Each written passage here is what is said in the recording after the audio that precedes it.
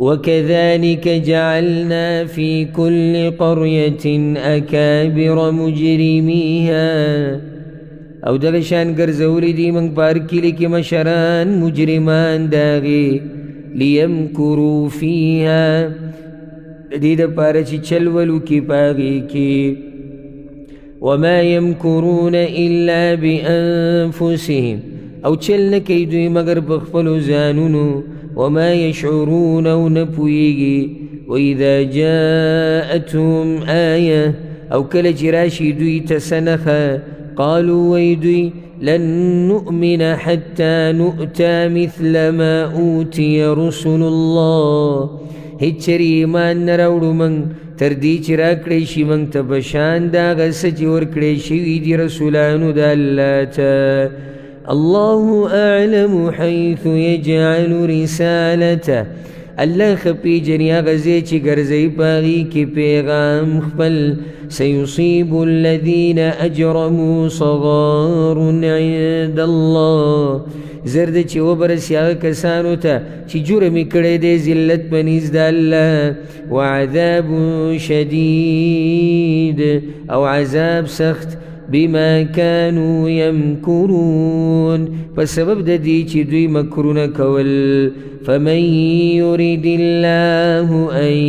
يهديه بس چالر چی اگواری اللہ چی ہدایتو کیا غتا يشرح صدره للإسلام نکولا وکسی نداغ اسلام تا ومن يريد أن يضله او چالر چی اگواری چی گمراہ کیا غا يجعل صدره ضيقا حرجا نوگرزی سین داغا تنگ دیر تنگ كأنما يصعد في السماء گویا کہ پزور خیجی اسمان تا كذلك يجعل الله الرجس دغشان گرزی اللہ پلیتی لرا على الذين لا يؤمنون باغ کسانو چیمان نرولی وهذا صراط ربك مستقيما او دالار درب استادانيغا قد فصلنا الآيات يقينا بتفصيل سربان كريدي من آياتنا لقوم يذكرون داغ قوم دپارچ نسية تخليم لهم دار السلام عند ربهم دوی د پاره کور د سلامتیا دی پنیز درب د دوی الله دې موږ ته نصیب کړي وهو وليهم بما كانوا يعملون او قد دوست د دوی دی په سبب داغه کارونو چې دوی وکول ويوم يحشرهم جميعا او باغور چې راجم بکی دوی لره ټول یا معشر الجن وبوي اډری د پیریانو قد استكثرتم من الانس یقینا ډیر خلک گمراه کړي دي تاسو د انسانانو نه وقال اولياؤهم من الانس او بوي دوستان د دوی د انسانانونا